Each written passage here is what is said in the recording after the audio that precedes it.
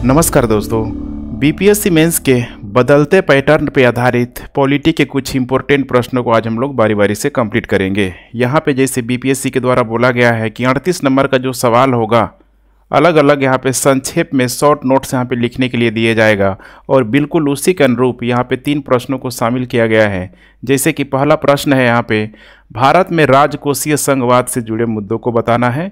इसके अलावा भारत में नियोजन कार्यों के कारण संघवाद का क्षरण हुआ है उसे बताना है।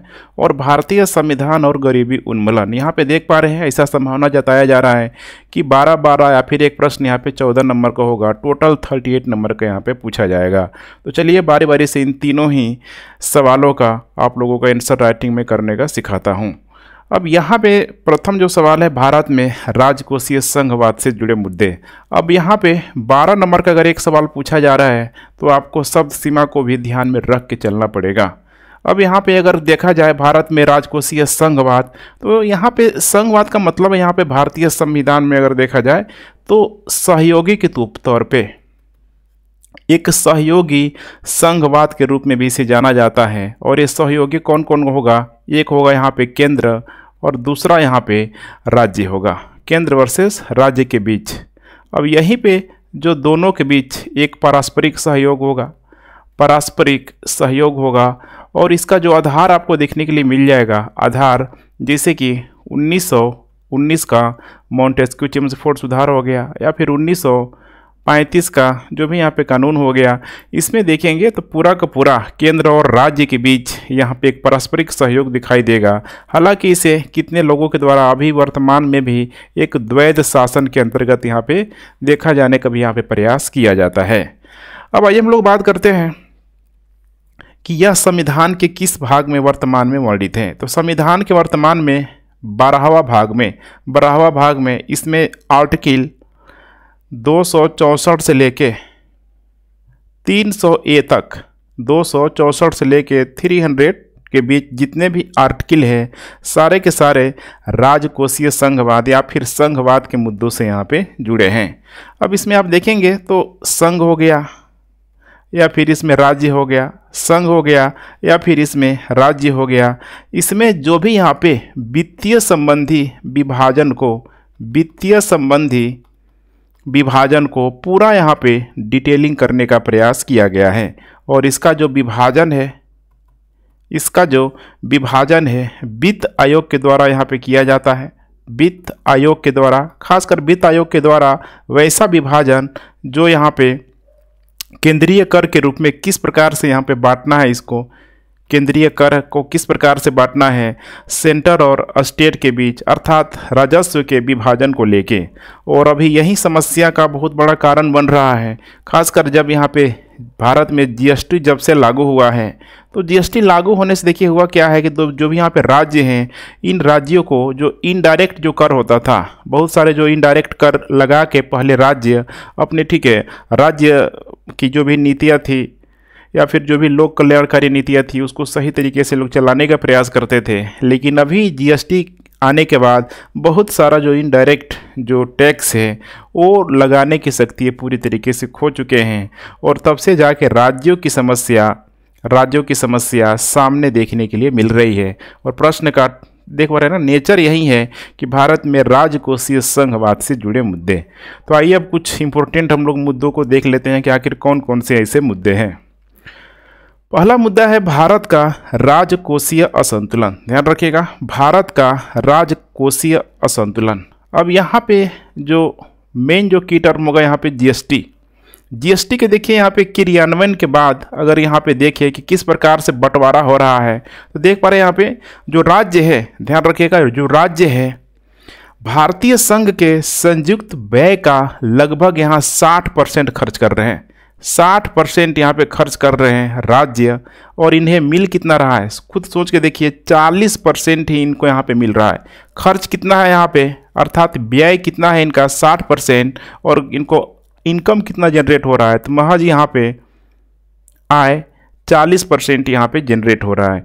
यही सबसे बड़ी समस्या का कारण है। अर्थात अगर राज्यों को 40% दिया जा रहा है तो यहाँ पे 60% किसके पास जा रहा है, यह केंद्र के पास जा रहा है। 60% यहाँ पे केंद्र के पास जा रहा है और यही समस्या का सबसे बड़ा कारण यहाँ पे बन के आ रहा है कि इसमें आरोप लगाया जा रहा है कि राज्यों को कहीं न कहीं यहाँ पे कमज़ोर करने की कोशिश की जा रही है। राज्यों को कमज़ोर करने की यहाँ पे कोशिश की जा रही है और राज्यों के लिए अभी समस्या और अधिक बढ़ते यहाँ पे चला है। खासकर राज्यों के कार्य क्षेत्र में असंतुलन को लेके यहाँ पे बात किया जाए तो जो भी यहाँ पे पंचायती व्यवस्था हो गया, स्थानीय सरकार हो गया, या फिर ठीक है पंचायती व्यवस्था हो गया, पंचायती व्यवस्था, इन सारे ही चीज़ों को ध्यान में रखते हुए राज्यों को इनके लिए भी यहाँ पे कुछ न कुछ ठीक है जो बजट का जो हिस्सा है इन्हें भी कंट्रीब्यूट करना होता है। तो राज्यों की समस्या, इनकी जो प्रॉब्लम है और यहाँ पे तेज़ी से बढ़ती हुई भी नज़र आ रही है। दूसरा है यहाँ पे ऊर्ध्वाधर राजकोषीय असंतुलन। अब ये थोड़ा सा समझने की कोशिश कीजिए। देखिए ऊर्ध्वाधर राजकोषीय असंतुलन में क्या होगा, जो टॉप है, जैसे कि यहाँ पे सबसे पहले हम लोग बात करें केंद्र की, तो इसमें माना जाता है कि जो केंद्र सरकार की जो आय होगी, केंद्र सरकार की जो आय होगी यह व्यय से अधिक होगी। अब यहाँ पे जब इस तरह का ठीक है इक्वेशन हो तो किसी भी संस्था के लिए, व्यक्ति के लिए, राज्य के लिए, देश के लिए बहुत ही अच्छा इंडिकेट है। लेकिन यहाँ पे राजकोषीय असंतुलन कैसा है, ऊर्ध्वाधर है। अब इसमें क्या समस्या होगी, राज्यों को इसमें समस्या होगी, राज्यों की इसमें समस्या होगी, अर्थात राज्यों की जितनी आय है उससे अधिक यहाँ पे राज्यों की व्यय है।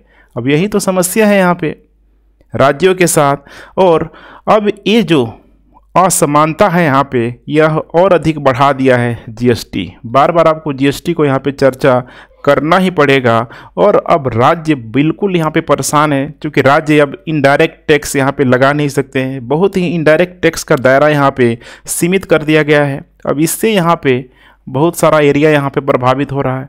जैसे कि शहरीकरण को लेकर हम लोग बात करें, शहरीकरण हो गया, या फिर सार्वजनिक वस्तुओं की गुणवत्ता को लेकर, सार्वजनिक वस्तुओं की जो भी गुणवत्ता है, इसके अलावा जलवायु परिवर्तन या फिर पर्यावरण से जुड़े मुद्दे। अब यहाँ पे राज्यों के पास पैसा ही नहीं है, आप खुद सोच सकते हैं, ठीक है। तो यहाँ पे समस्या आएगी ही आएगी। अब ये समस्या और बड़े स्तर पे यहाँ पे हो सकता है, लेकिन ठीक है एक शॉर्ट नोट लिखना है तो शब्दों को आपको ध्यान में रख के चलना होगा।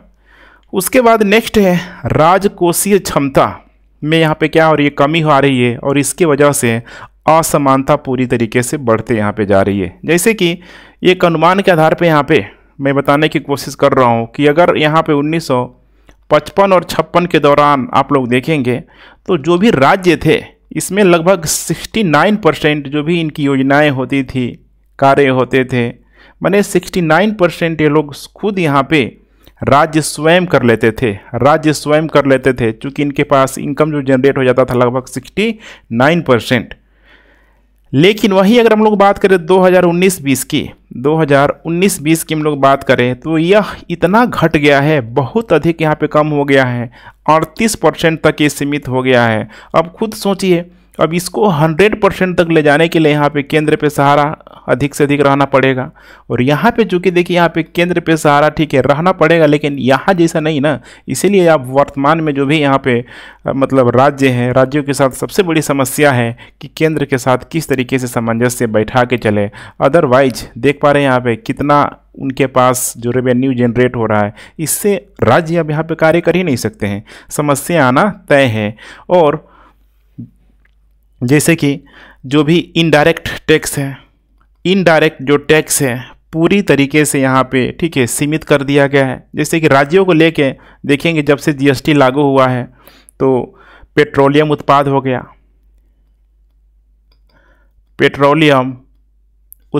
गया, बिजली हो गया, शराब हो गया। अगर इन तीन चीज़ों को अगर छोड़ दिया जाए, अगर इन तीनों को छोड़ दिया जाए, एक्सेप्ट यहाँ पे कर दिया जाए, तो फिर राज्य जो है अपने रेवेन्यू बढ़ाने में पूरी तरीके से यहाँ पे असमर्थ है। अब याद करिए कोविड के दौरान राज्यों की क्या हाल हुई होगी। व्यक्तियों की स्थिति खराब थी तो फिर राज्यों की स्थिति खराब होना ही है। कोविड में राज्यों को समस्या आई और पिछले एक दशक से अगर देखा जाए तो लगभग ठीक है जीडीपी में महज 6% ही यहाँ पे कंट्रीब्यूट हो पा रहा है। तो सबसे बड़ी समस्या है सब। उसके बाद यहाँ पे क्षेत्रीय राजकोषीय असंतुलन, क्षैतिज राजकोषीय असंतुलन। तो जस्ट इसके ठीक है ऊर्ध्वाधर के जो वर्टिकल था उसी का जस्ट ये विपरीत तौर पे, उल्टा तौर पे यहाँ पे देख सकते हैं हॉरिजॉन्टल राजकोषीय असंतुलन। इसमें क्या होगा तो देखिए राज्यों और राज्यों के बीच, जैसे कि कुछ राज्य ऐसी है जिनकी राजकोषीय जो क्षमता काफ़ी अधिक है, राजकोषीय क्षमता कुछ राज्यों की काफ़ी अधिक है। जैसे कि यहाँ पे कुछ ठीक है जो भी विकसित स्टेट हैं आप बता सकते हैं, जैसे गुजरात हो गया, केरला हो गया, तमिलनाडु हो गया, ठीक है। तो इनके साथ वैसी समस्याएं यहाँ पे नहीं है। ये जो भी अपने राज्यों के लिए, अपने नागरिकों के लिए जो भी यहाँ पे नीति निर्माण कार्य योजना लगाना होगा, तो ये लोग बहुत हद तक ये लोग कैपेबल हैं, क्योंकि इनके पास रेवेन्यू का सोर्स है। लेकिन वहीं अगर कुछ हम लोग ऐसे राज्यों की बात करें जिनकी राजकोषीय क्षमता यहाँ पे कम है, राजकोषीय क्षमता पूरी तरीके से यहाँ से कम है, खासकर जो बीमारू स्टेट जिसे बोला जाता है वैसे राज्यों की, ठीक है, यहाँ पे बिहार हो गया या फिर यहाँ पे यूपी हो गया, तो समस्या होगी कि नहीं होगी खुद आप सोच के देखिए।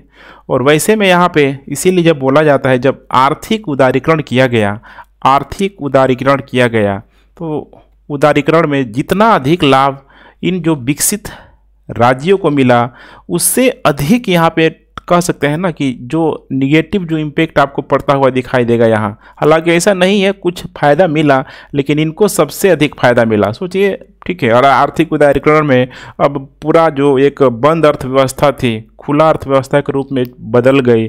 जो भी तटवर्ती इलाका है, गुजरात है, केरल है, तमिलनाडु है, इनको कितना अधिक यहाँ पे फ़ायदा हुआ ही हुआ।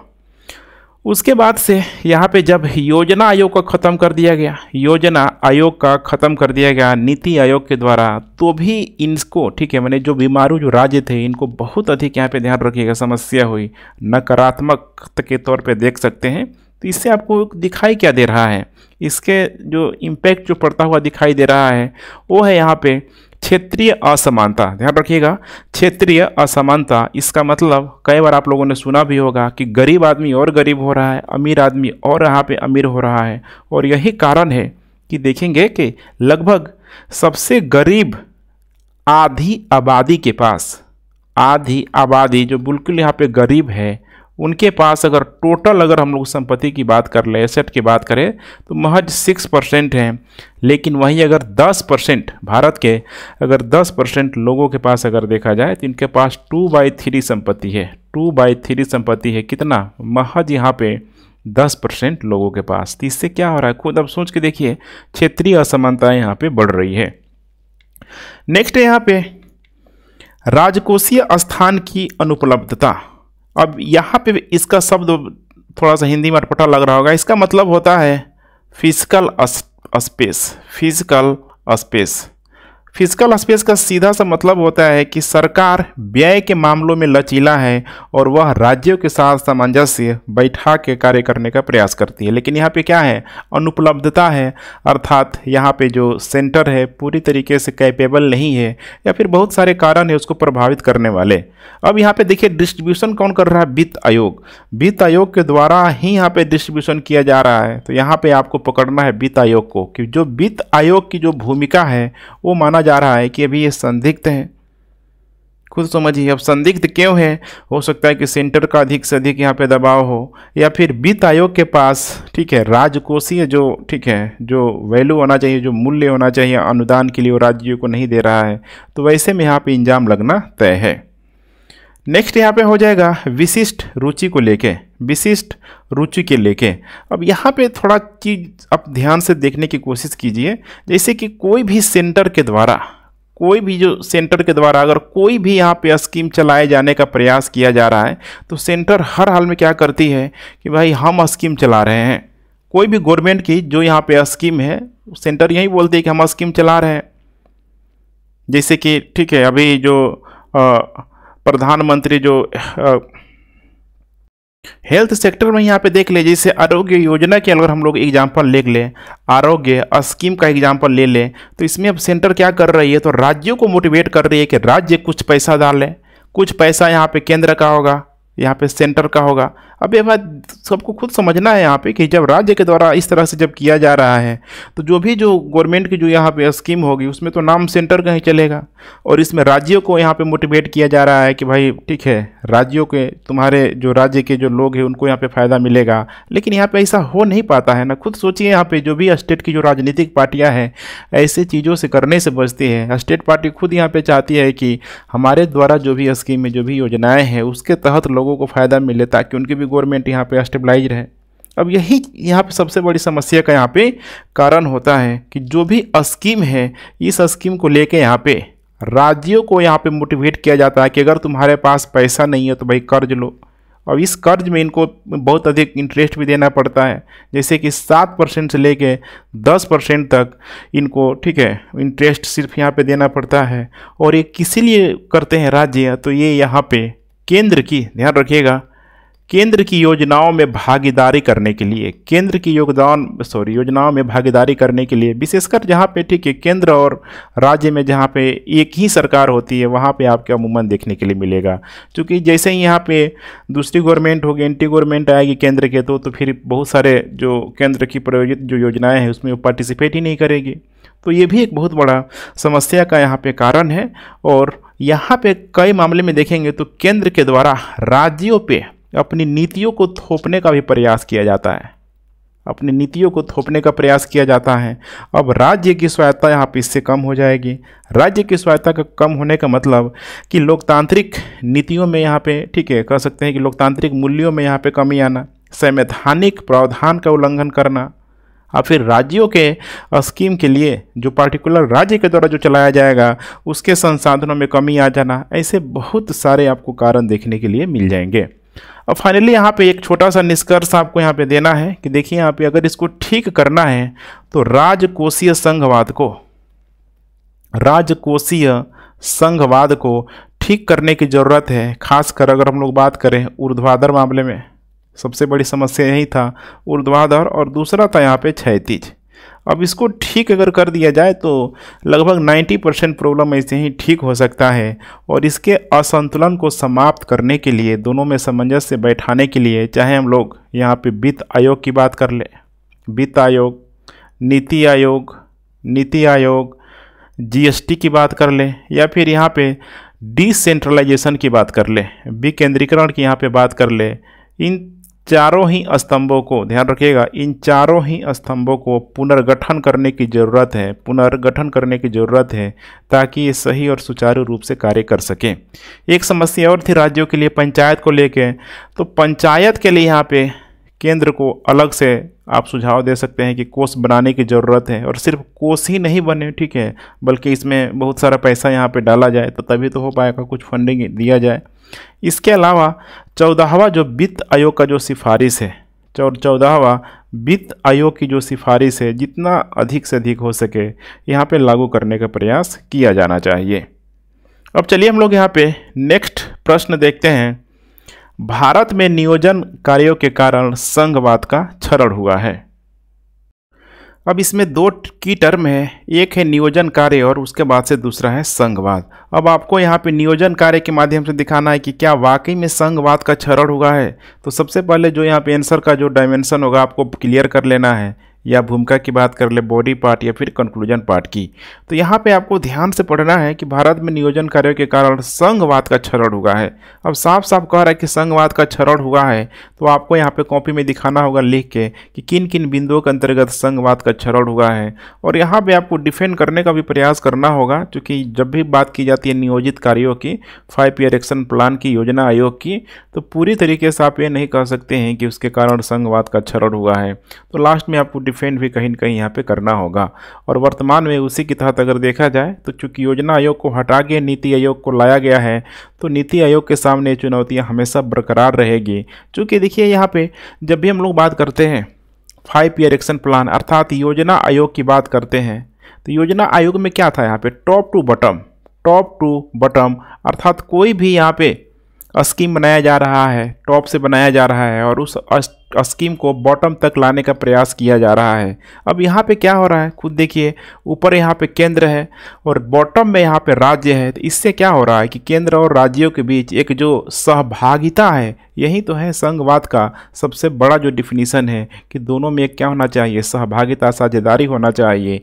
लेकिन यहाँ पे जब हम बात करते हैं नीति आयोग की जो बात करते हैं हम लोग, जो कि योजना आयोग को कब का यहाँ पे रिप्लेस कर दिया गया है, तो नीति आयोग में क्या हो गया है, तो यहाँ पे हो गया है बॉटम टू टॉप, अर्थात कोई भी जो नीतियाँ हैं नीचे से, ध्यान रखिएगा, नीचे से बनाने का प्रयास किया जाएगा और इसको ऊपर तक ले जाने का प्रयास किया जाएगा।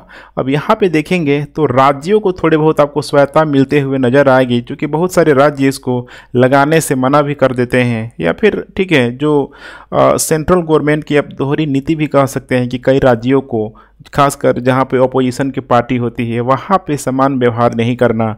लेकिन यहाँ पे क्या था, यहाँ पे देखेंगे तो बहुत हद तक यहाँ पे केंद्र से जो भी योजनाएं प्रायोजित की जाती हैं उसको नीचे लेवल तक यहाँ पे स्टेबलाइज करने की यहाँ पे कोशिश की जाती थी, जिसमें समय भी लगता था। ठीक है, तो यहाँ पे एक अच्छा खासा आप ठीक है डिफिनीसन यहाँ पे लिख सकते हैं कि आज़ादी के बाद से 1947 के बाद से अगर देखा जाए तो इसी योजना आयोग के माध्यम से, इस नियोजन के माध्यम से भारतीय राज्य और मतलब केंद्र के बीच संघीय ढांचे को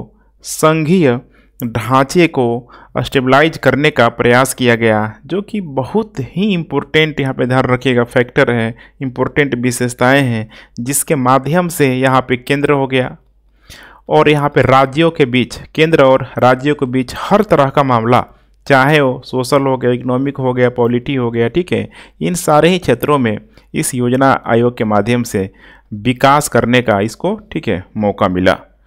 अब इसी को यहाँ पे थोड़ा सा नीति आयोग की तरफ आपको मूव करा देना है, नीति आयोग की तरफ मूव करा देना है कि अब इन सारे ही चैलेंजेज को, सारे ही समस्याओं को नीति आयोग किस तरीके से आगे फेस करती है, ये तो अब नीति आयोग पे निर्भर करता है। उसके बाद यहाँ पे अब दिखाना है कि योजना और संघवाद, चूँकि जो आपको ठीक है प्रश्न पूछा जा रहा है, कि देख पा रहे हैं यहाँ पे जो प्रश्न पूछा जा रहा है, ध्यान से देखते चलिए कि इसके कारण संघवाद का क्षरण हुआ है, तो थोड़ा बहुत आपको दिखाने की कोशिश करना होगा। तो योजना और यहाँ पे संघवाद, अब यहाँ पे योजना और संघवाद के अंतर्गत देखेंगे तो हमेशा ही अंजाम यहाँ पे मतलब इंजाम लगता है कि असहज भागीदारी को लेके, असहज पार्टिसिपेशन को लेके, कि कई मामलों में देखेंगे तो यहाँ पे ठीक है जो योजना आयोग के माध्यम से, योजना के माध्यम से संघवाद का ढांचा यहाँ पे कमजोर करने का प्रयास किया गया है, क्योंकि राज्यों में माना जाता है कि थोपने का यहाँ पे प्रयास किया गया है। तो छोटा छोटा आप ठीक है पैराग्राफ के माध्यम से अपने आंसर को कंप्लीट कर सकते हैं।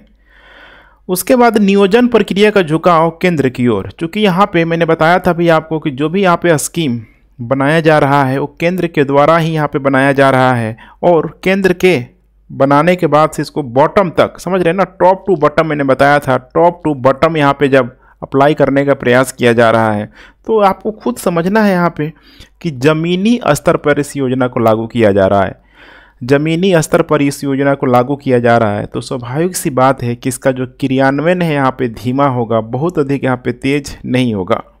तीसरा है राज्य और समवर्ती सूची के विषयों पर योजना के अतिक्रमण को लेके, ध्यान रखिएगा, राज्य और ठीक है समवर्ती सूची के विषय पर। तो यहाँ पे आपको दिखाना होगा कि देखिए राष्ट्रीय जो योजना है, ध्यान रखिएगा, राष्ट्रीय जो योजना है केंद्र सरकार की भूमिका को विस्तृत किया हुआ है, अर्थात केंद्र सरकार की योजनाओं को राज्यों में पूरी तरीके से क्रियान्वयन करने का यहाँ पे प्रयास किया है, और इसी के माध्यम से अब केंद्र, समझ रहे हैं ना, और राज्यों के शक्ति के बीच को अंतर कम करने की भी यहाँ पे कोशिश किया गया है। अब इसीलिए अब कि केंद्र को लगता है कि अगर कोई राज्य किसी भी क्षेत्र में अगर सही तरीके से कार्य नहीं कर रहा है तो फिर राज्य केंद्र उस राज्यों को ठीक है एक्शन लेने के लिए यहाँ पे पूरी तरीके से प्रयास करेगी कि भाई तुम भी लो। तो इसी तरीके हमें बोला जाता है यहाँ पे, जैसे केंद्र हो गया और दूसरी तरफ है यहाँ पे राज्य, केंद्र और राज्य। तो इसी माना जाता है कि देखिए जो राज्य सूची के जो विषय है केंद्र के द्वारा अतिक्रमण करने का प्रयास किया जाता है, अतिक्रमण करने का प्रयास किया जाता है। जैसे राज्य की जो कुछ विषय है, शिक्षा हो गया, इसके अलावा स्वास्थ्य हो गया। अब सोचिए शिक्षा और स्वास्थ्य किसी भी राज्य के लोगों के लिए कितना इम्पोर्टेंट फैक्टर है। अगर वो राज्य सही तरीके से कार्य नहीं करेगी तो इस योजना आयोग के माध्यम से ही क्यों ना हो।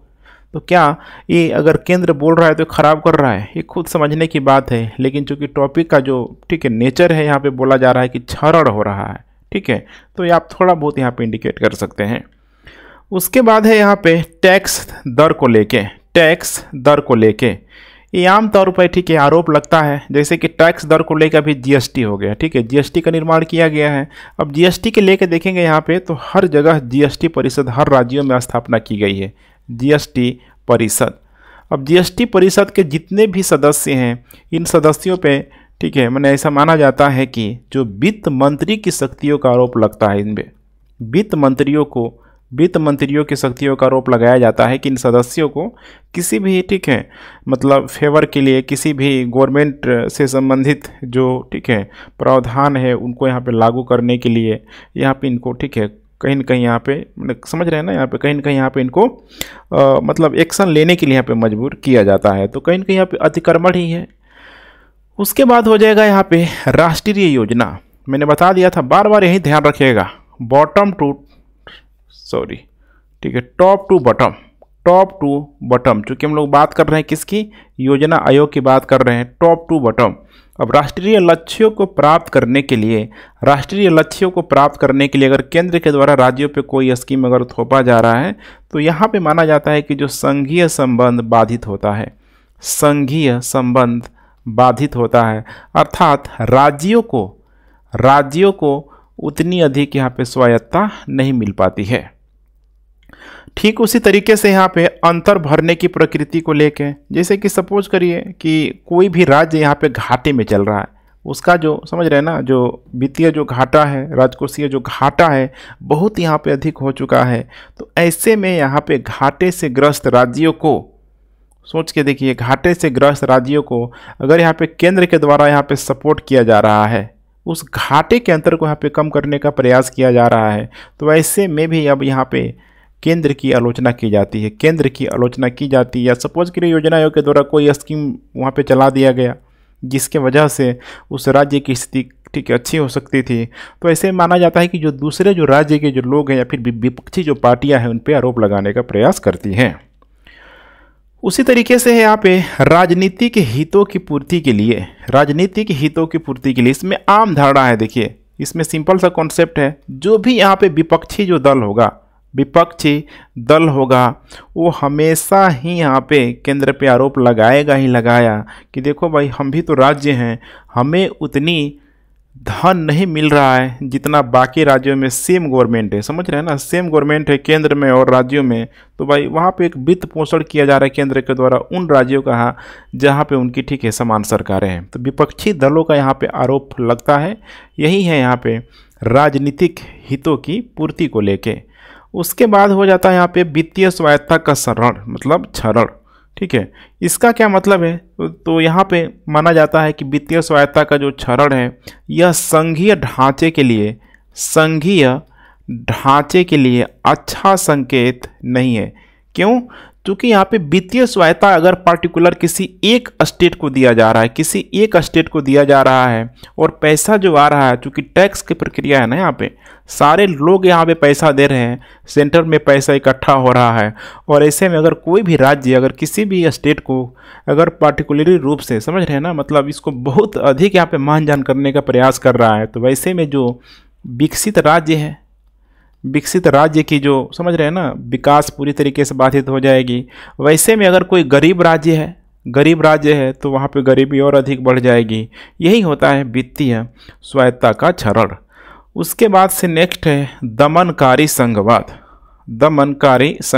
वही टॉप टू डाउन को लेके यहाँ पे यह आरोप भी लगता है केंद्र सरकार पे, ठीक है, कि राज्यों की स्वायत्तता यहाँ पे छीनी जा रही है। ध्यान रखिएगा, राज्यों की स्वायत्तता छीनी जा रही है, राष्ट्रीय लक्ष्यों को प्राप्त करने के लिए मजबूर किया जा रहा है। सोचिए, अब राष्ट्रीय लक्ष्य को प्राप्त करने के लिए क्या किया जा रहा है, मजबूर किया जा रहा है, तो इससे उस राज्य के नागरिकों को तो फ़ायदा ही होगा इसमें, लेकिन यहाँ पे राज्य का आरोप है।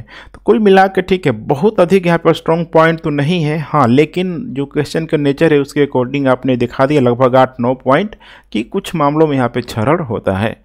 अब यहाँ पे हम लोग नेक्स्ट बात करते हैं, आगे की राह यहाँ पे क्या हो सकती है, आगे की राह क्या हो सकती है। तो आगे की राह में हम लोग यहाँ पे ठीक है, नंबर 1 देखें, संसाधनों को उपलब्ध कराना, संसाधनों को उपलब्ध कराना। अब इसका यहाँ पे क्या मतलब है, ठीक है, तो माना जाता है कि देखिए सहकारी जो संघवाद है एक समन्वित तरीके से कार्य करती है और विभिन्न स्तरों पर सरकार द्वारा सभी उपलब्ध जो संसाधनों को जुटाने का प्रयास करती है। कहने का एसेंस क्या है यहाँ पे कि वो संसाधनों को उपलब्ध कराने का प्रयास करती है लोगों की भलाई के लिए, लोगों की भलाई के लिए यह प्रयास करती है। और ऐसे में अगर देखा जाए तो योजना आयोग को यहाँ पे बहुत अधिक महत्व देना सही नहीं होगा, यहाँ पे नीति आयोग को महत्व दे सकते हैं, नीति आयोग को महत्व दे सकते हैं कि नीति आयोग के द्वारा, ध्यान रखिएगा, नीति आयोग के द्वारा यहाँ पे जो भी राज्यों का यहाँ पे वित्त पोषण जो करने का प्रयास अगर किया जा रहा है तो इसमें राज्यों को कहीं न कहीं देखेंगे तो स्वायत्तता होती है।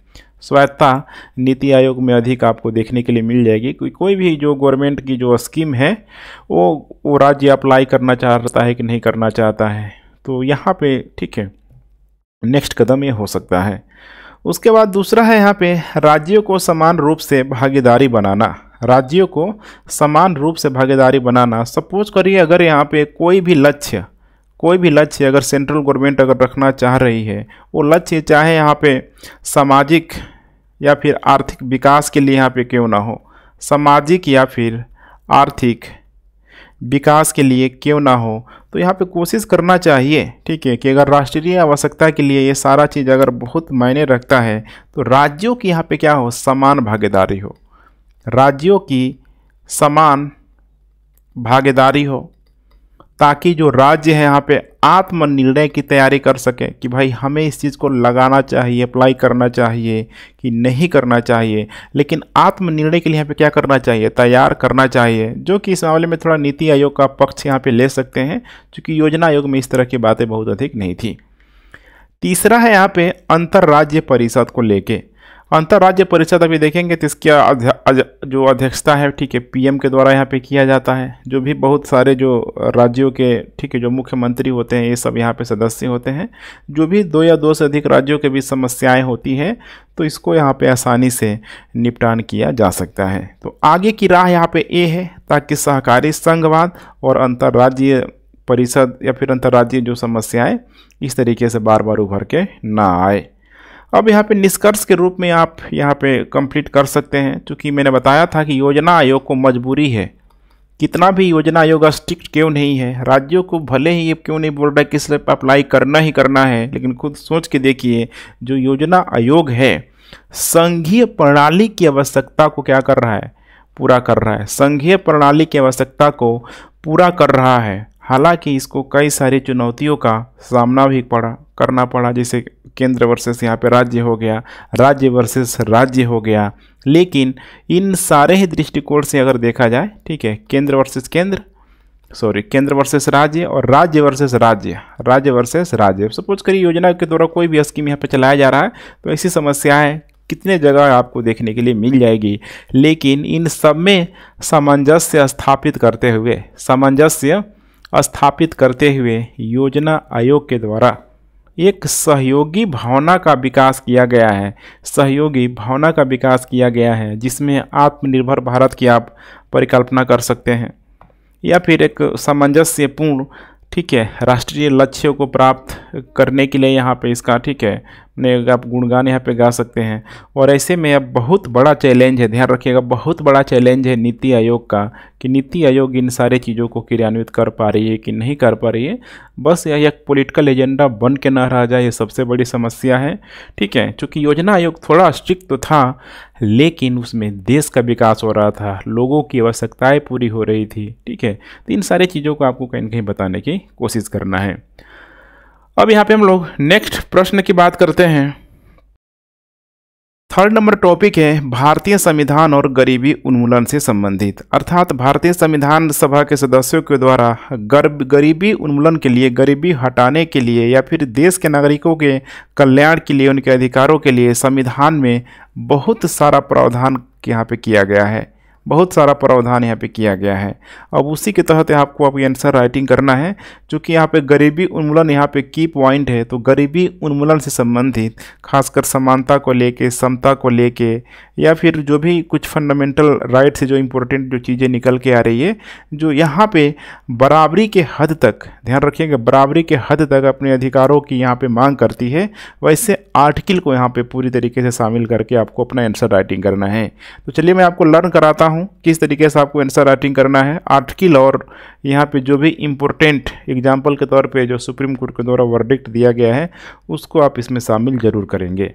सबसे पहले हम लोग बात करेंगे आर्टिकल 14। अब बिल्कुल सिंपल सा आर्टिकल है। इस आर्टिकल में इतनी बातें यहाँ पे जरूर लिखा गया है कि सभी लोगों के साथ समान परिस्थितियों में समान व्यवहार करना चाहिए। हालांकि इसका बहुत सारा अपवाद भी है, जैसे कि अपवाद में हम लोग कुछ इम्पोर्टेंट पद देख लेते हैं, राष्ट्रपति हो गया। इसके अलावा जो लोकसभा, राज्यसभा के सदस्य, विधानसभा के सदस्य, ऐसे लोगों को विशेष अधिकार दिया गया है। इनको समान परिस्थितियों में, ध्यान रखिएगा, समान व्यवहार यहाँ पे नहीं किया जा सकता है, क्योंकि ये स्पेशल कैटेगराइजेशन के तौर पे हैं। हाँ, लेकिन जो समान परिस्थितियों में जिसके साथ कहा जा रहा है कि समान व्यवहार किया जा सकता है, वो हर मामले में लागू होगा, चाहे वो कानून के समक्ष समानता का बात कर ले। इनको बिल्कुल ही समानता के साथ, ठीक है, न्याय या फिर अधिकार पाने का पूरा अधिकार है। और इसमें राज्य भी पूरा इनका सहयोग करेगा, राज्य भी इनका पूरा सहयोग करेगा कि इनको कानून की समान सुरक्षा प्रदान यहाँ पे कर सके। ठीक है, उसके बाद से यहाँ पे कुछ इम्पोर्टेंट, एक बहुत फेमस केस है, एग्जाम्पल के तौर पे आप इसे दिखा सकते हैं, जैसे कि Virendra Krishna Mishra versus Union of India. इसमें सुप्रीम कोर्ट ने साफ बहुत शानदार स्टेटमेंट यहाँ पे दिया हुआ था कि वैध वर्गीकरण के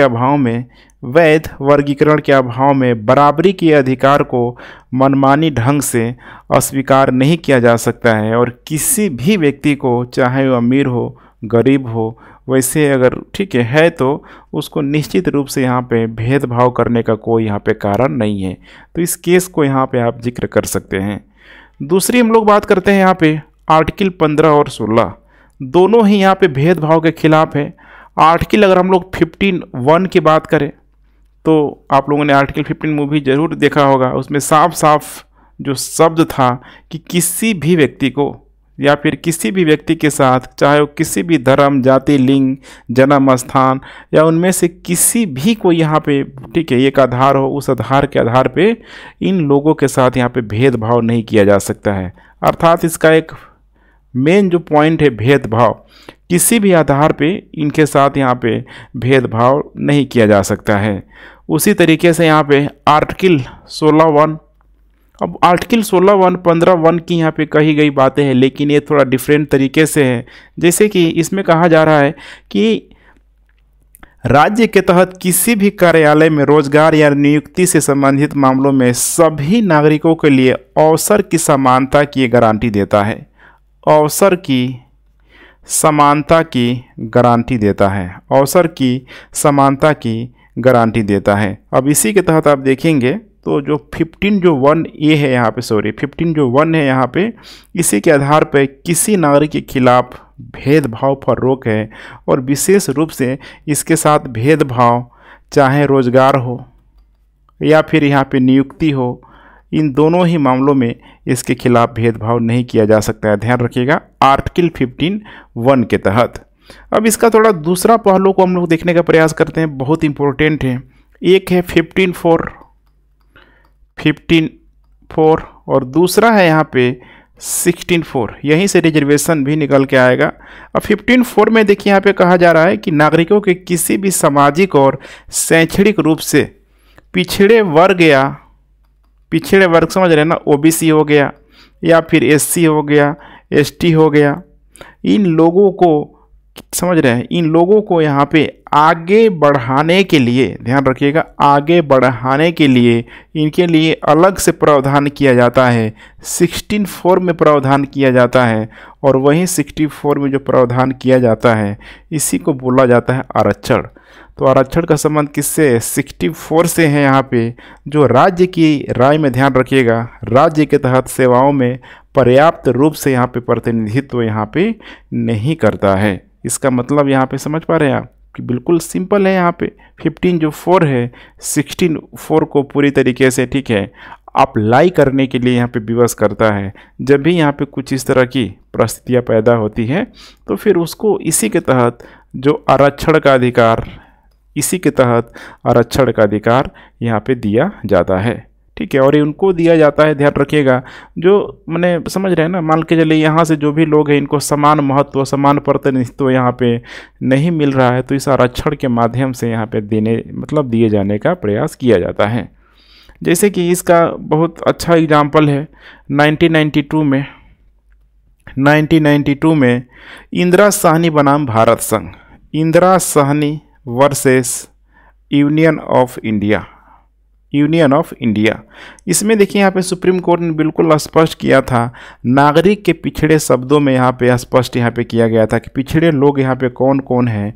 तो SC, ST, OBC सबको यहाँ पे शामिल किया गया था। और ये भी बोला गया था, पे ध्यान रखिएगा, कि आरक्षण नीति जाति आधारित और वर्ग आधारित गरीबी से लोगों की यहाँ पे हितों की रक्षा करती है। अर्थात आप समझ रहे हैं यहाँ पे जो जाति का, इसीलिए कोई स्पष्ट प्रावधान तो नहीं है संविधान में, लेकिन यहाँ पे आरक्षण को लेके, जाति को लेकर, ठीक, कौन कौन लोग किस किस कैटेगरी में है वो अलग आपको देखने के लिए मिलेगा अलग अलग आर्टिकल में।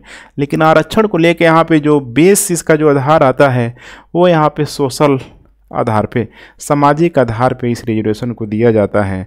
और वर्तमान में आपको जैसे पता है केंद्रीय मंत्रिमंडल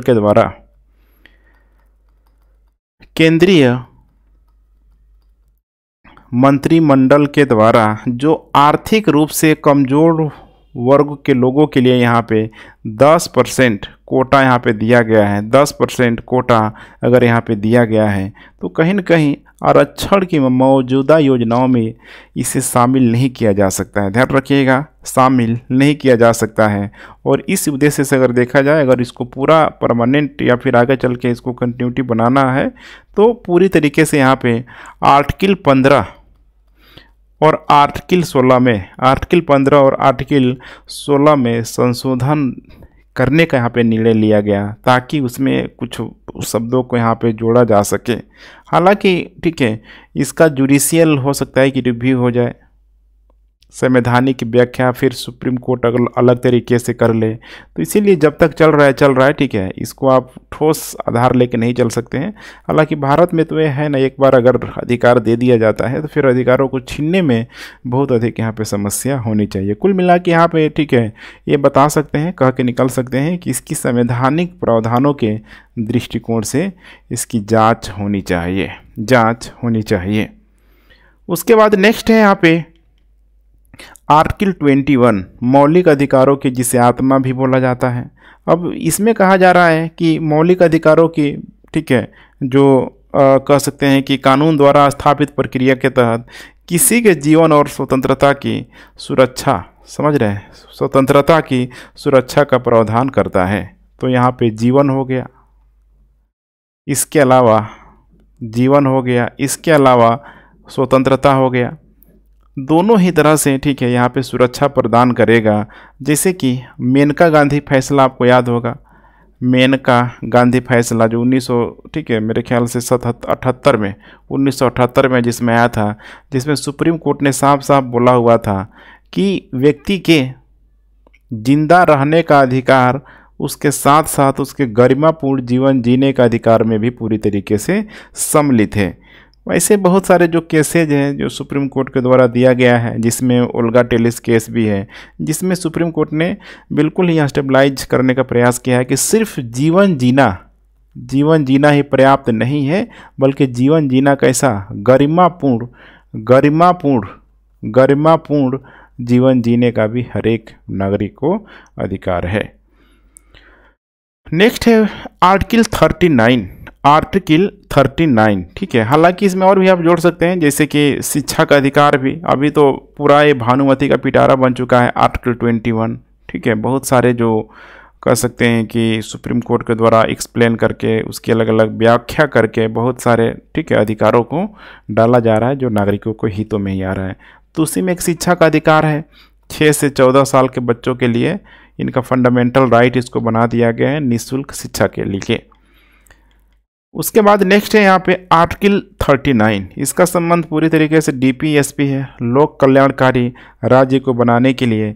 और इसमें देखिए राज्य विशेष रूप से अपनी नीति को सुरक्षित करने के लिए या फिर अपने लोगों के लोक कल्याण के लिए इसमें पूरी तरीके से दिशा निर्देशित करेगा।